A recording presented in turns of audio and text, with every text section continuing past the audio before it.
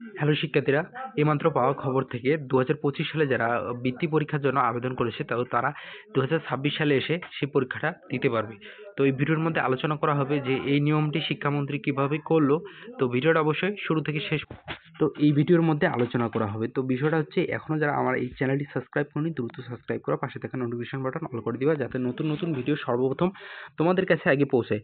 তো পরীক্ষার সম্ভাব্য তারিখ 2025 সালে স্থগিত হওয়া প্রাথমিক বৃত্তি পরীক্ষা আগামী এপ্রিল মাসের প্রথম সপ্তাহে পবিত্র ঈদুল আজহারের আগে অনুষ্ঠিত হওয়ার কথা জানানো হয়েছে। কারা পরীক্ষা দিতে পারবে? বর্তমানে যারা 2026 সালে ষষ্ঠ শ্রেণীতে পড়ছে এবং গত বছর পঞ্চম শ্রেণীতে বৃত্তির জন্য আবেদন করেছিল তারা ওই পরীক্ষা দিতে পারবে। এছাড়াও কিন্ডারগার্টেন ও বেসরকারি স্কুলের শিক্ষার্থীরা পুনরায় আবেদনের সুযোগ পাবে। বৃত্তির কোঠা বিভাজন ভিডিও অনুযায়ী সরকারি প্রাথমিক বিদ্যালয়ের শিক্ষার্থীরা 80% এবং কিন্ডারগার্টেন ও বেসরকারি স্কুলের শিক্ষার্থীরা 20% বৃত্তি পাবে। পরীক্ষার মানবন্ধন ও বিষয় মোট 4 দিনে পরীক্ষা অনুষ্ঠিত হবে। বিষয়গুলো হলো বাংলা 100 নম্বরের, ইংরেজি 100, গণিত 100, বাংলাদেশ ও বিশ্ব পরিচয় 50 এবং বিজ্ঞান 50, মোট 100 নম্বর।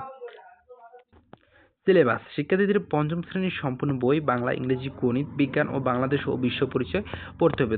তার মানে তোমাদের সম্পূর্ণ বইটা পড়তে হবে। নেক্সট আপডেট অবশ্যই চ্যানেলের মধ্যে দেওয়া হবে। তো চ্যানেলটা যারা সাবস্ক্রাইব করোনি দ্রুত সাবস্ক্রাইব